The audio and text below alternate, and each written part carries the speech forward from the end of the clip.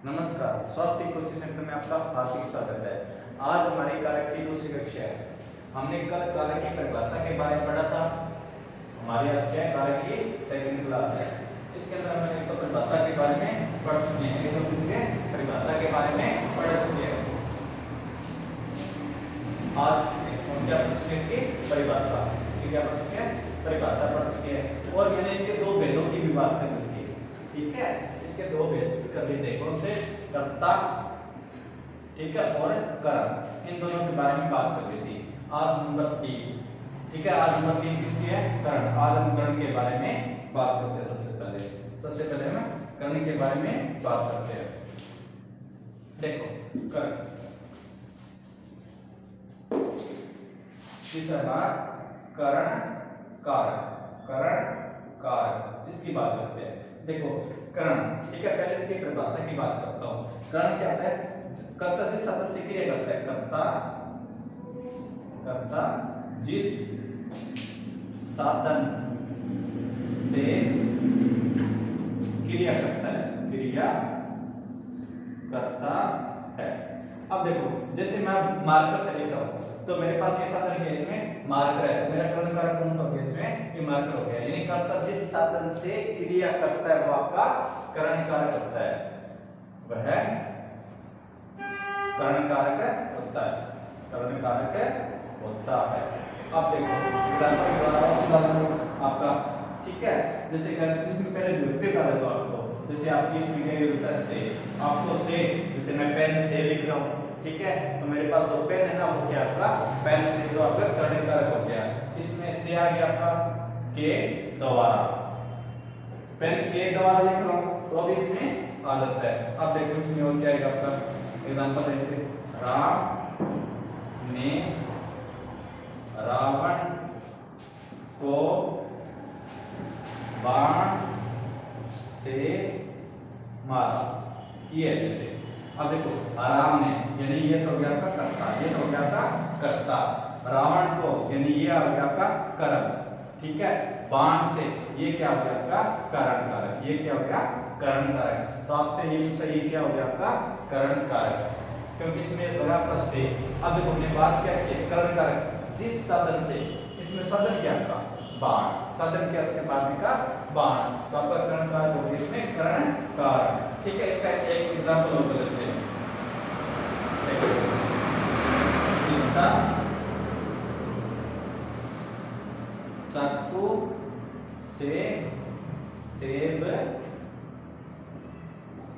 काटती है। अब देखिए इसमें काम कौन कर रहा है, सीता, तो ये तो हो गया आपका कर्ता, ये तो हो गया आपका कर्ता, ठीक है। अब उसके पास साधन क्या है, सेब काटने का। किसको काट रही हो, सेब को ना, तो साधन क्या है उसके पास, चाकू, क्या है आपका चाकू, और आपकी साधन इसमें लगी हुई है से, ठीक है। तो आपके पास साधन क्या है, चाकू, तो आपका क्या हो गया कर्ण कारक। जिसके अंदर साधन की बात होती है वो कौन सा होता है, अपना कर्ण कारक होता है। और एग्जांपल लेते हैं, ऐसे भूख मरा, जैसे अपने ऐसे लेते हैं, भूख मरा सीधे, तो इसका विच्छेद करना पड़ेगा अपने को। तो क्या हो गया, भूख से मरा, भूख से मरा। अब देखो उसका अर्जन क्या होने का, भूख, यानी आपके बार साधन क्या मिल गया हमें, भूख। यानी जिस कारक के अंदर आपको साधन मिले उसमें आपका कर्ण कारक होता है। नेक्स्ट की बात करते हैं नंबर 4।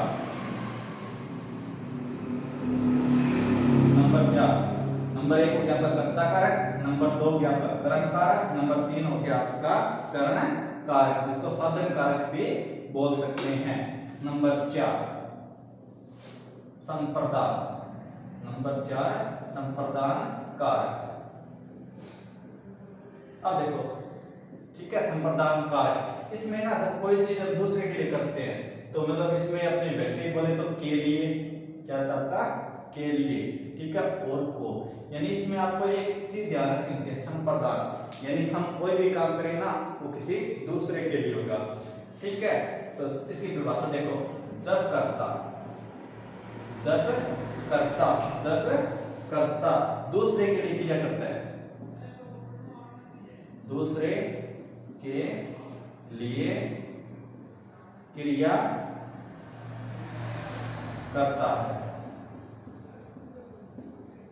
तो संप्रदान कारक होता है। यानी संप्रदान कारक में क्या होता है, जब कर्ता यानी काम करने वाला दूसरे के लिए क्रिया करता है, किसी और के लिए काम करता है, तो हमारा क्या होता है, संप्रदान कारक होता है। जैसे एग्जांपल, राम ने भिखारी को भोजन दिया, ठीक है।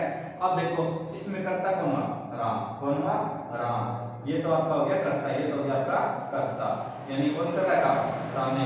जब कर्ता दूसरे के लिए, किसके लिए काम कर रहा है, वो भिखारी के लिए। किसके लिए काम कर रहा है, भिखारी के लिए। उसे क्या दे रहा है, भोजन दे रहा है। उसे क्या दे रहा है, भोजन दे रहा है। यानी दूसरे के लिए वो काम कर रहा है, तो उसे भोजन देने का वो काम कर रहा है। तो इसमें कौन सा हो गया, आपका संप्रदान कारक हो गया।